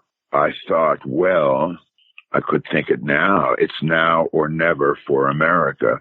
I better make contact with the old man when I get back. I don't have anybody's numbers or anything like that, but I knew Ernie Lehman, who wrote the screenplay to North by Northwest, and he was like a friend. I called through the switchboard at Universal and asked for Ernie Lehman. And not only was he not there, the operator asked me why I was calling. And I said I wanted to talk with him about The Short Night. The operator said to me that it's evident to management that Mr. Hitchcock's not going to be able to do that picture in relation to his physical condition. This is the operator talking to me, but he's still here. He's in his office. Would you like to speak with him directly? And I said, naturally. And he got on the phone. And Hitchcock picks up the phone. And I said to him, you never asked me to lunch. And Hitchcock said, how's Friday and fish? And I said, very well. And he then sang, it won't be a stylish luncheon. I can't afford a munchin. He said, we'll be dining in my dining room, in my building, in my office at Universal. And I said, can I bring my wife? And so that was my first meeting with Hitchcock. It wasn't fish the first time. It was plebeian steak. I really liked Celine Gomez, and she just brought such a pleasure to watching her in that role. What was she like to work with? Fun. She was great. I mean, I didn't hang out with anyone. I know that one time I sang Try to Remember from the Fantastics to Susanna York on the set at the sound truck, right where the sound department was. And she said to me, she had thought this was going to be like just a job. I said, with me, it's never just a job because it's my life. And not to be pretentious, and not to be imposing, but it's my life, and it's the only time. I mean, it's all I know how to do. And so I sang Try to Remember, and then she got me to just put it on tape for her, because I had done the Fantastics with Liza Minnelli, and I knew it very well. I seem to remember Siskel and Ebert considered The Silent Partner to be a sleeper, that people didn't necessarily see it when it first came out. I mean, they had no distribution, and when the Paramount wanted to buy it, the picture cost a little more than $2 million, so I understand or stood. And the executives at Paramount said to Garth Drabinsky, "We'll give you half of the money that you spent on the picture, and we'll put the other half into prints and advertising." And Garth Drabinsky said, "No, I want all of my money back." And then my understanding, which is pure in this area, was that the same executive said, "We'll give you half of your money back and put the other half into prints and advertising." And so we never had distribution. And the picture, I know it played in Chicago a lot, and also people from Argentina. It played in different places, but it never had significant distribution. And around that time, there was a great I think it's All the Science, Mike. His name was Warren Cowan. Rogers and Cowan were a very significant public relations firm, and I never get along with them or agents, because it's your business. It's not my business. But I'm understanding now, and I'm delighted that I didn't destroy myself altogether. And so at that point, around The Silent Partner, because evidently it was somewhat recognized, but never could succeed under the conditions that it was put on them, which I touched on it a little bit in this. Warren Cowan said to me, "How would you like to have your hands and feet put into cement at Grauman's Chinese?" And I said, "No, thank you." And of course, my first wife, Barbara, said to me, "You're stupid, and I don't trust you." And I said, Oh, Barbara, because this feels so good. I said, "Barbara," I said, "I never told you I was smart, but believe me, I'm certainly not stupid. And I find that most people cannot trust what they don't understand." And she said to me, "Can you explain that to me?" And I said to her, "No, you must find out for yourself. Each one of us is different in our own ways." So you've never had your hands and feet at Grauman's? Do you have a star on Hollywood Boulevard? No, I have to organize the money for that. No, I don't have it. Again, let me see. What do I have? The way you wear your hat, the way you sip your tea, the memory of all that. Oh, no, they can't take that away from me. Hitchcock said to me, "It's all music," he said. But if one person thinks they have to make themselves more outstanding than the rest, it throws off the symphony. I can't see my picture. He said, but to realize that, like, one person wrote every note for each instrumentalist, but everybody's got to be playing together. And then my mind, at that point, talking with himself, with Hitchcock, went to Beethoven's Ninth, which was thought to be too complicated to be played. And by the time it was played, Beethoven was deaf and was sitting in the pit with the orchestra with his shoes off to feel the vibrations. So I was thinking of Beethoven's Ninth, and then Hitchcock said to me, "Take Beethoven's Ninth." And I thought, we're on the same page. That's great. I can really learn, I have to, if I'm going to really go all the way, I have to be prepared to die. What is your relationship with Jim Henson and the Muppets? Because I know you were in the Muppet movie and also in that Muppet special that they had. The Muppet special? You mean Out to Lunch, the prime time? ABC, Out to Lunch, where Jim Henson, I love Jim Henson. Jim Henson, and I have, oh my goodness. I mean, and again, I insisted that Lou Grade, who produced the Muppet movie, I insisted that he put me into it because my kids loved the Muppets so much. And of course, I first saw them, the Muppets on Saturday Night Live. And so the character I play, I introduced Miss Piggy. It's the first time that Kermit sees Miss Piggy. And Jim Henson was an angel. He was so nice. I love Jim Henson. And so then, what will I be able to hear this? And yeah, I will send you a link to this when it goes live. I've enjoyed this, and it feels to me like you really followed. And even when I go stream of consciousness, it's related.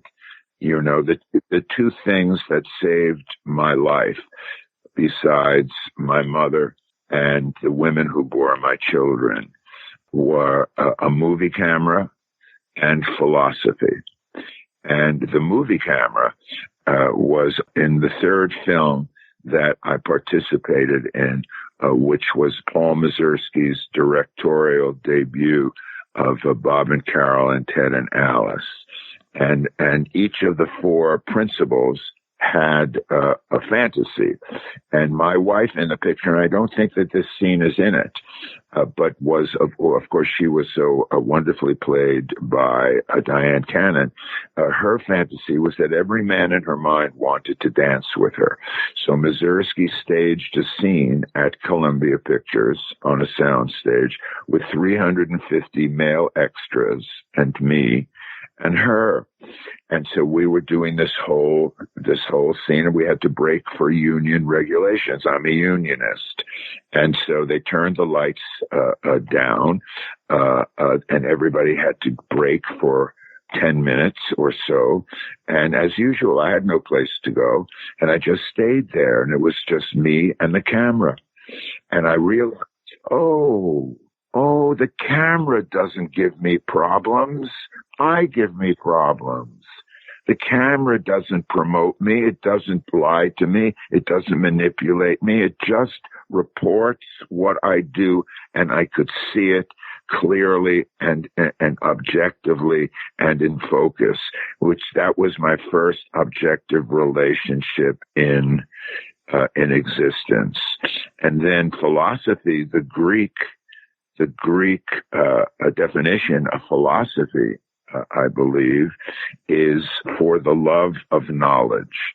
And through my experience, I'm so grateful for all of the opportunities. Ben Affleck asked me if everything that I've done and all the time that I've been doing this, if I had ever done anything that I was sorry I did.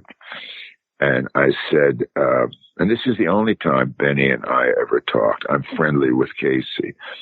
I said, great question. Give me a moment. And my answer is no.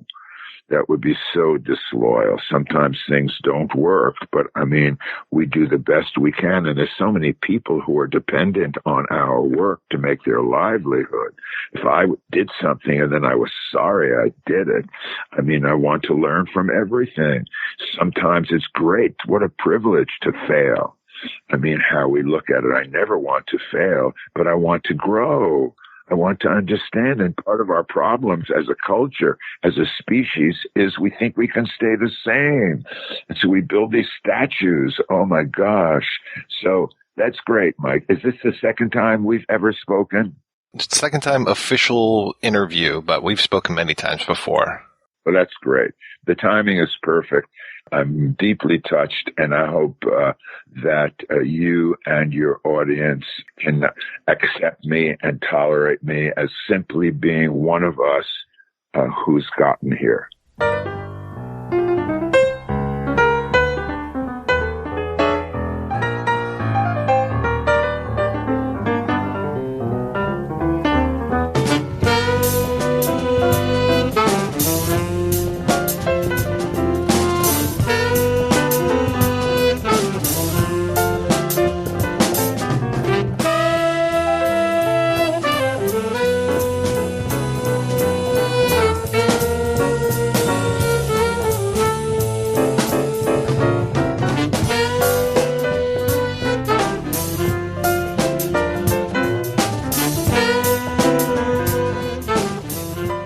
We are back, and we're talking about The Silent Partner.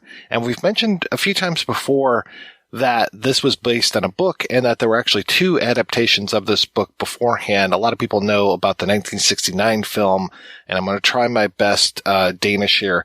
Tank pa et al, or Think of a Number. And then it was also directed in 1972 as a TV movie called Der Amateur, which, according to my linguistic skills with German, translates as The Amateur. We might need to call in an expert, but I know a little German. He's sitting over there. And I found it really weird because I was also trying to get a hold of Anders Bodelsen, the man who wrote the book, and who also, like, his books have been adapted a ton over the years, and he's won the Martin Beck Award and all these things. He just died. We are recording this on the 24th of October. He just died October 17th. Talk about weird timing. Well, I was reading the book, I Googled and saw that he had passed, like, on the day that I was reading it, and it's so strange. Cullen, what did you think of the book? I loved it. As I said, sort of my first thought was, kind of surprised because I'd seen Silent Partner several times. So I was sort of familiar with the atmosphere and the characters. And as I mentioned earlier, the first thing I thought of was Patricia Highsmith, because the main character in the book seems almost a little sociopathic. Like, he really has no connections to other people. He doesn't have that sort of like humanistic, humanizing quality of like the fish. It goes much deeper into this sort of like mental like hard-on he gets, because when he figures out that there's going to be this robbery, he really gets into like figuring out who it is, following the guy.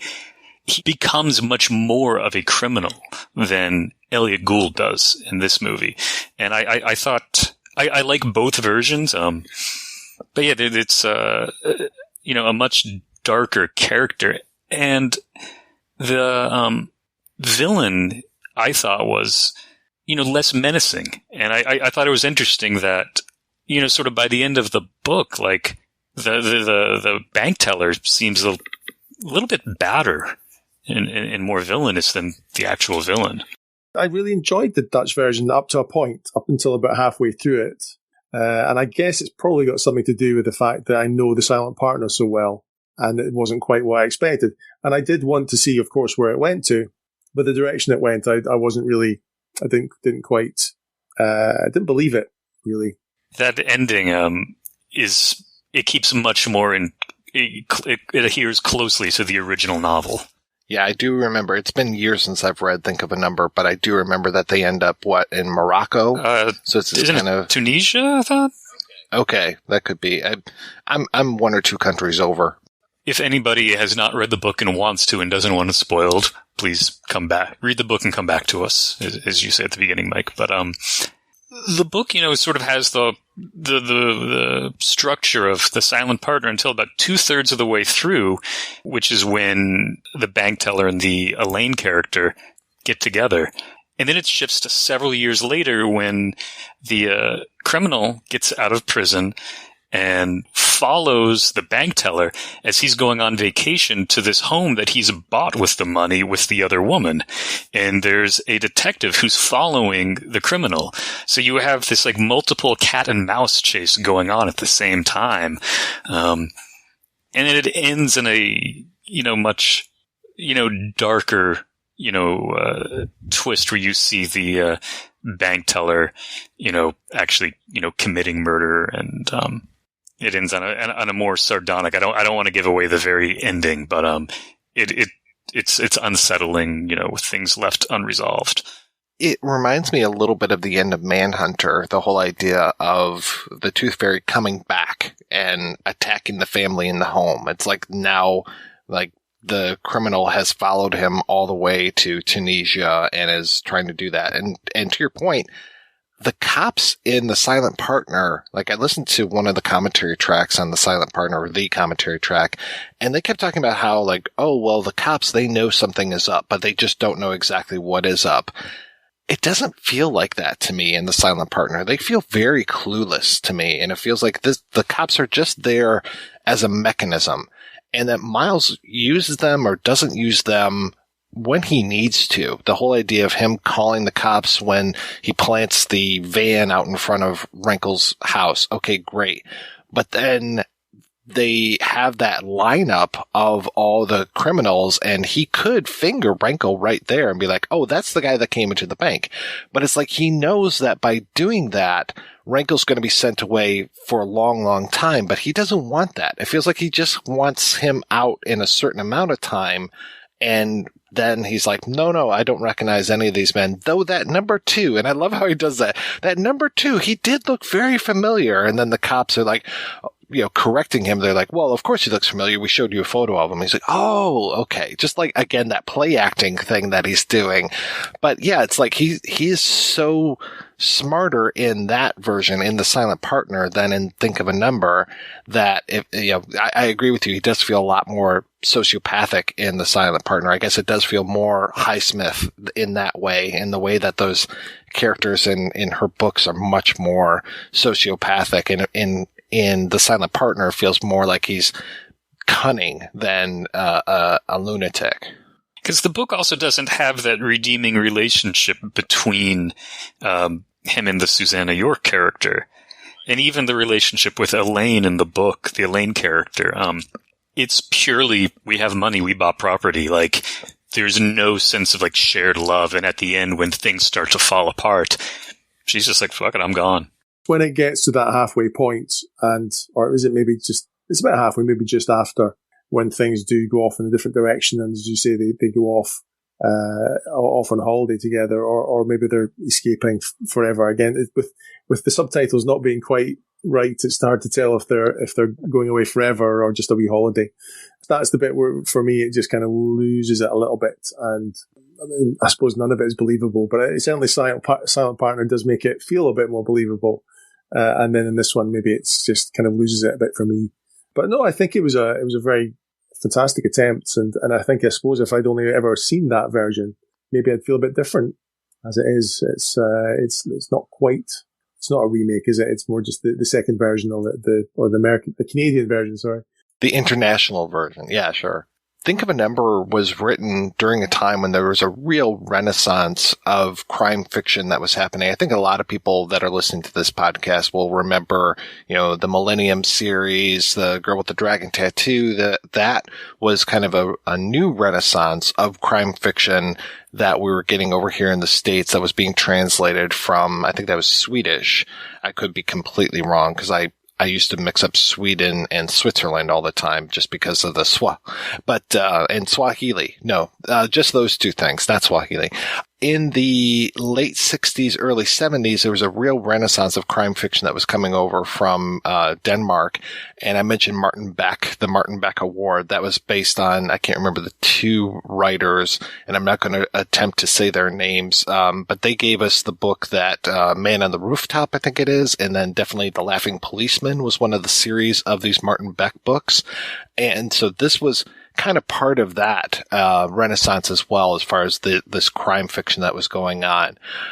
So yeah, I highly recommend you check that out. And then it was just kind of natural that the book would be adapted for a movie, because there were a lot of crime films that were coming out based on these really taut thrillers that were happening.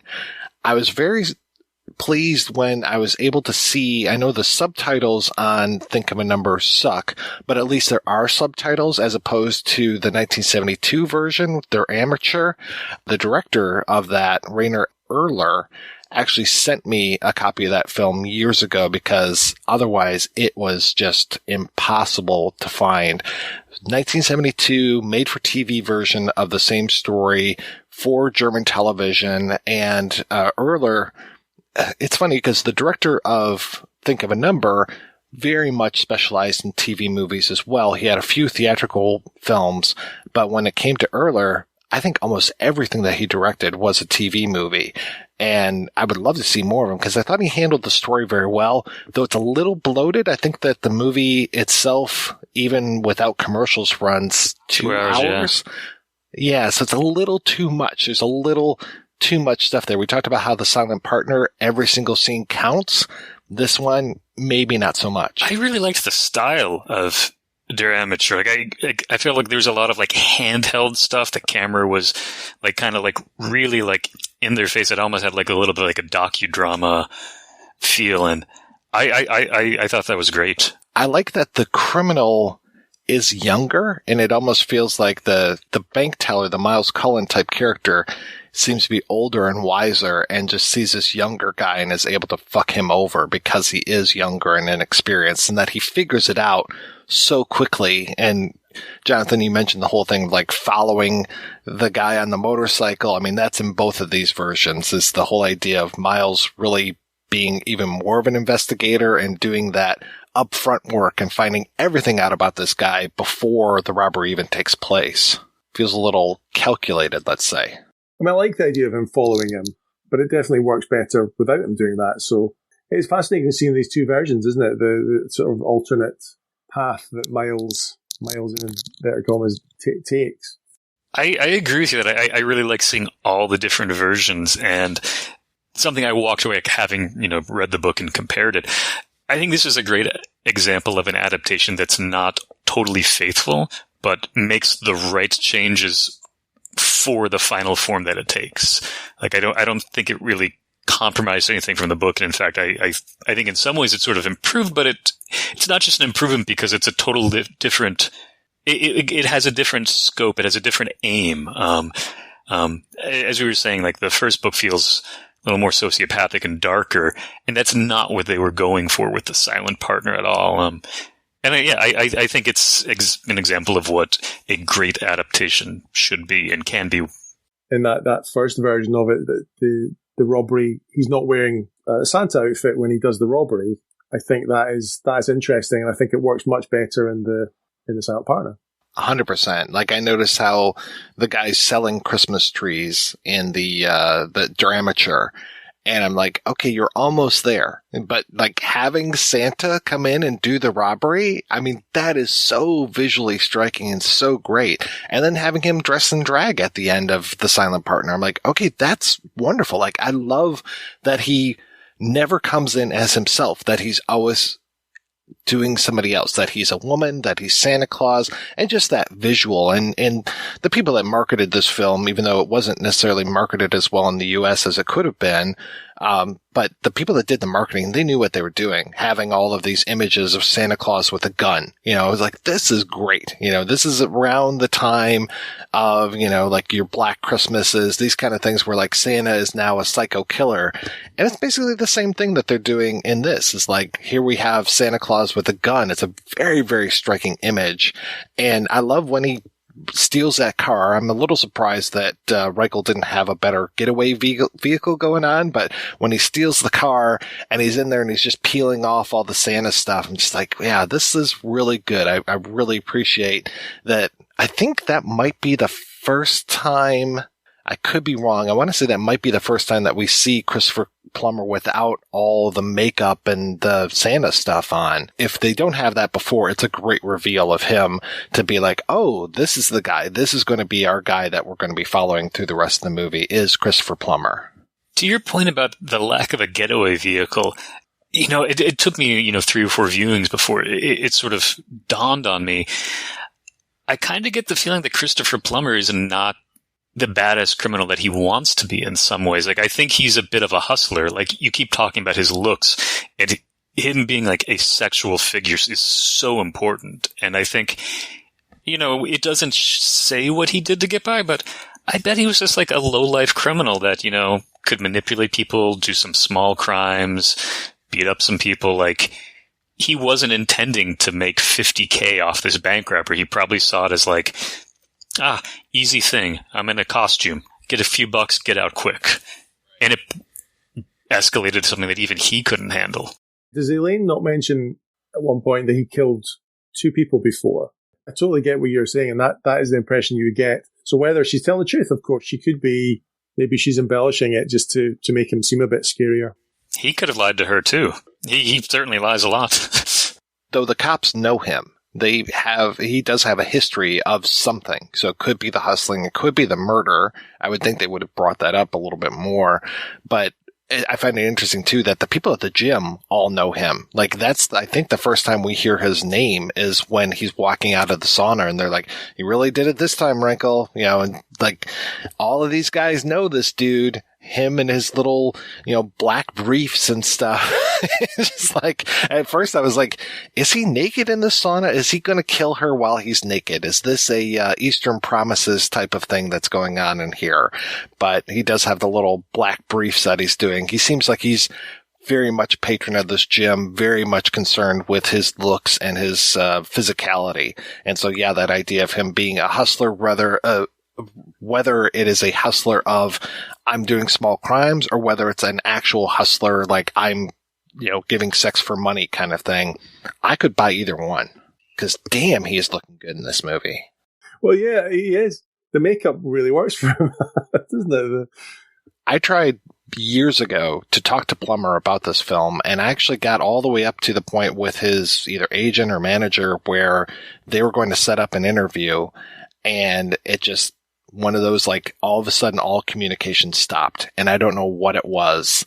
And then that was right before it was like the Plummer-sance, like, because he's always been or was always acting, but towards the end of his life, I mean, he really started to come out with bigger and bigger things. There was the one, I think he played a gay character. He was like a guy's gay father or something. And that, I want to say he won an Oscar for or was nominated for. And then there was the whole thing of him taking over for Kevin Spacey, him being in Knives Out. I mean, what a way to go. I wouldn't be surprised if he did multiple roles after Knives Out because the guy was always working, but that was a great way to go to be remembered for Knives Out as one of your final roles because I thought he did a wonderful job in that film. I mean, the guy, he was always so good. Even if he was in shit films, he was really good. And he played a really good Klingon, too. Yeah, it would have been fascinating to hear his take on this film and the whole tax shelter thing that we've mentioned, you touched on earlier, which is, again, is a really interesting part of Canadian film history. Yeah, it would just be interesting to hear what he thought about that period as well and being almost the token Canadian in there with the Brit and the American coming along. I wish we could get a psychic and talk to Daryl Duke from Beyond because I've seen this and then I watched Payday the other day. And if you haven't seen Payday, that's fucking good. The country music, sort of like tour movie with starring Rip Torn, written by Don Carpenter, who did Hard Rain Falling. Really fantastic movie. I made a note to watch that. I noticed that it is on a certain video sharing website. Terrible quality. Again, I don't know if you can buy it on Blu-ray, but no, it's not. It got a small DVD release. I feel like that's a prime movie for I don't know if Twilight Time is still around or like Kino Lorber Studio Classics. Like, I think that movie could have a really nice, revival. Yeah, I am really glad that Silent Partner's out on Kino Lorber because, yeah, the versions that I saw before weren't as good looking and it just didn't have the respect that it deserved. I was glad that there's a commentary, that they've got an interview with Gould on the disc, that there's some contemporary trailers and everything. I was just like, okay, that's good. I wish it was more, of course. Also reminds me that I was trying to speak with Curtis Hanson back probably around 2011 to talk about this film. Got a little bit of traction with that. And then I was told, hey, he's a little too sick to talk with you. And then he ended up passing away, not shortly thereafter, but it was one of those like, okay, he's not doing well, so I'm not going to obviously pursue this. And then when he passed away, I think 2 years later, I was like, okay, I'm not surprised. So he had a rough go of it those last couple of years of his life. Oh, that's a shame. It is a shame because he was such a powerhouse of writing and directing.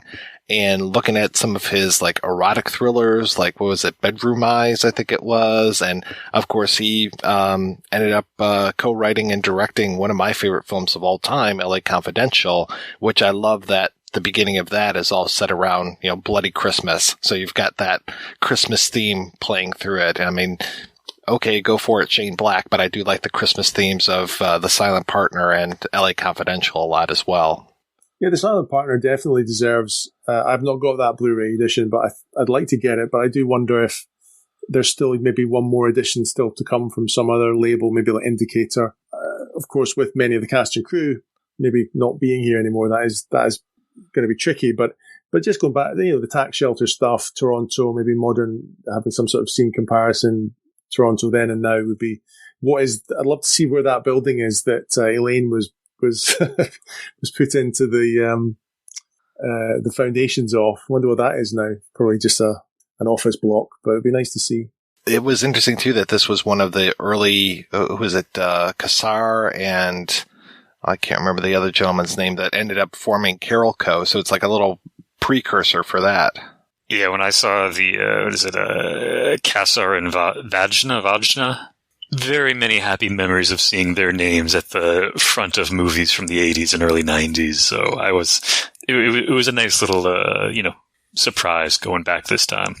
All right, guys, let's go ahead and take another break and play a preview for next week's show.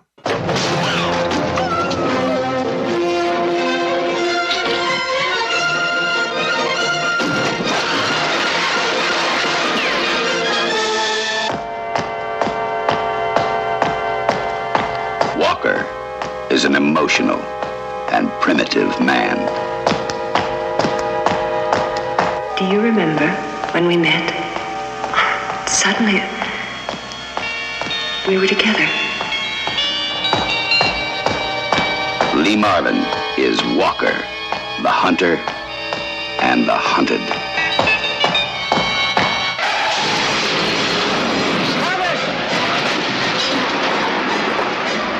Who the hell are you anyway? My name's Walker. Are you crazy?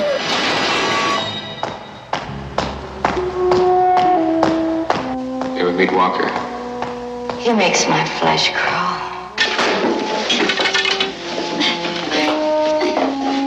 What do you really want? I really want my money. I want my 93 grand. I want my money.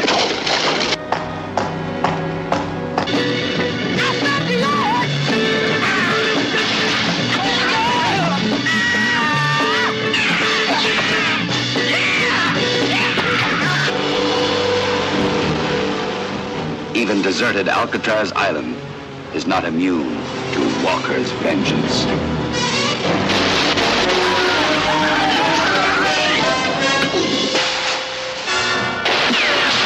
You're a very bad man, Walker, a very destructive man. Why do you run around doing things like this?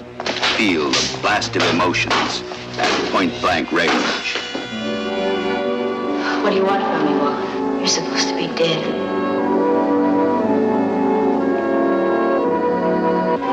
Know the mental agony that overwhelms and consumes at point-blank range.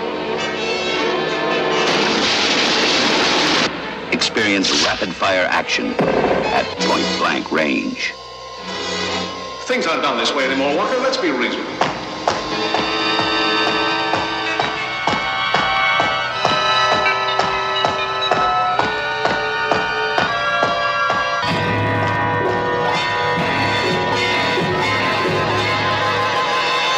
That's right, Noirvember will continue with a look at John Boorman's Point Blank. Until then, I want to thank this week's co-hosts, Colin and Jonathan.